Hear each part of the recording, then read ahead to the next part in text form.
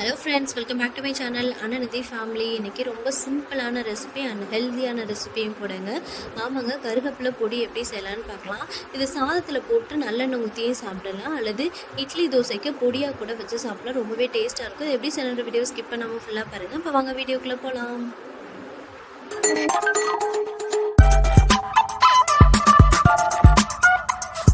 கருவேப்பிலை பொடி செய்கிறதுக்கு கடாயை அடுப்பில் வச்சுட்டு 1 டம்ளர் அளவு கடலை பருப்பு எடுத்துருக்கேங்க.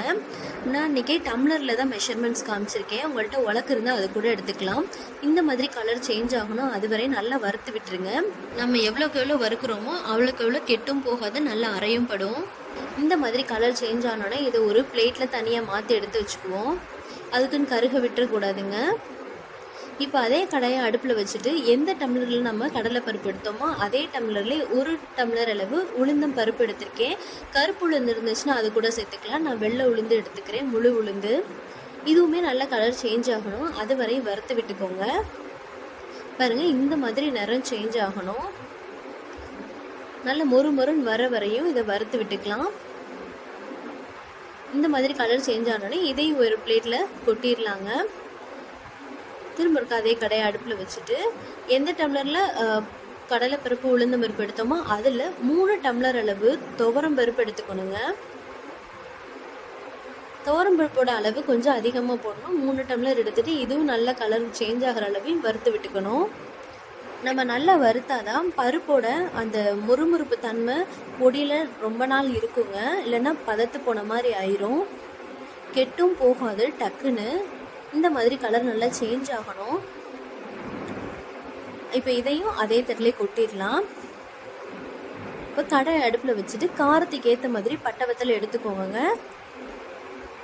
நான் மொத்தமாக சேர்த்து ஒரு 500 கிராமுக்கு பொடி அரைக்க போகிறேன். அதுக்கு ஒரு 20லேருந்து 25 பட்டை வத்தல் போட்டால் கரெக்டாக இருக்கும்.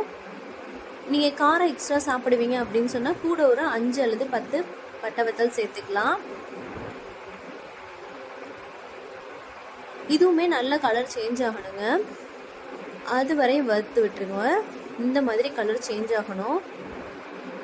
பட்டை வத்தல் வந்து ஆறணுன்னு தாங்க அதோட கிறிஸ்பினஸ் தெரியும், அதனால் ஆற விட்டுருங்க நல்லாவே. இப்போ கடாய் அடுப்பில் வச்சுட்டு பெருங்காயத்தூள் 2 டீஸ்பூன் இருந்துச்சுன்னா சேர்த்துக்கலாம். கட்டி பெருங்காயம் இருந்துச்சு அப்படின்னா ஒரு பாதி கட்டி எடுத்து இதோடையே சேர்த்துட்டு நல்லா மொறுன்னு வறுத்துடலாங்க. அது கூடயே தேவையான அளவு உப்பு சேர்த்துக்கிறேன். நான் 2 டீஸ்பூன் அளவு உப்பு எடுத்திருக்கேன். உப்பை இது கூடயே வறுத்து விடுறதுனால பொடி ரொம்ப நாளைக்கு தண்ணி விடாமல் இருக்குங்க. இந்த மாதிரி வறுத்துடணும். கருவேப்பிலை பொடி செய்யணும் அப்படின்னு நினச்சிருந்தீங்க அப்படின்னு சொன்னால் ஏற்கனவே கருவேப்பிலையை வாங்கி நல்லா நிழல் காய்ச்சல்லாம் காய வச்சுருங்க. இந்த மாதிரி நிழல் காய்ச்சல்லாம் காஞ்சாலும் பரவாயில்ல. அல்லது உடனடியாக செய்யணும் அப்படின்னு சொன்னால் கருவேப்பிலை வாங்கி இலையை மட்டும் உருவிட்டு கடாயை அடுப்பில் வச்சுட்டு கடாய் லைட்டாக சூடானோடனே பச்சை கருவேப்பிலையை போட்டுட்டு லைட்டாக வதக்கி விட்டாலே போதுங்க. அந்த சூட்டுலேயே மொறுன்னு ஆயிரும்.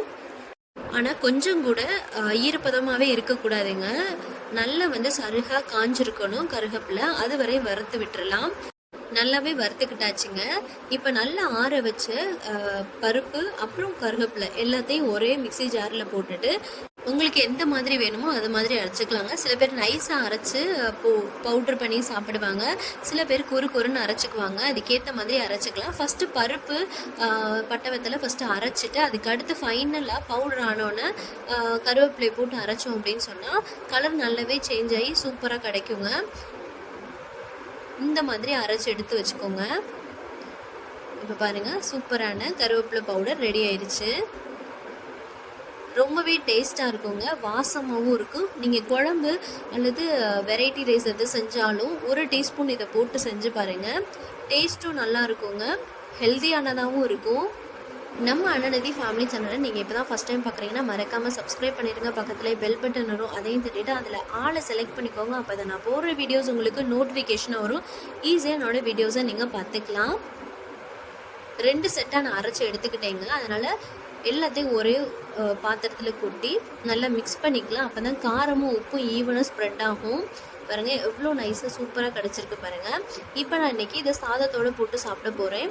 1 டீஸ்பூன் மட்டும் இந்த பவுடரை போட்டுட்டு நல்லெண்ணெய் ஊற்றி அல்லது மெல்ட் ஆக்குன கீ ஊற்றி சாப்பிட்டாலும் சூப்பராக இருக்குங்க. ரொம்பவே டேஸ்ட்டாக இருந்துச்சு. உருளைக்கிழங்கு வறுவலோடு இதை வச்சு சாப்பிடல ரொம்ப டேஸ்ட்டாக இருந்துச்சு. கருவேப்பிலை பொடி ரெசிபி வீடியோ உங்களுக்கு பிடிச்சிருந்துச்சுன்னா மறக்காமல் லைக் பண்ணுங்கள், ஷேர் பண்ணுங்கள், கமெண்ட் பண்ண மறந்துடாதீங்க. இதை உங்கள் வீட்டிலேயே ட்ரை பண்ணி பார்த்துட்டு எப்படி இருக்குன்னு எனக்கு கமெண்ட் பண்ணுங்கள்.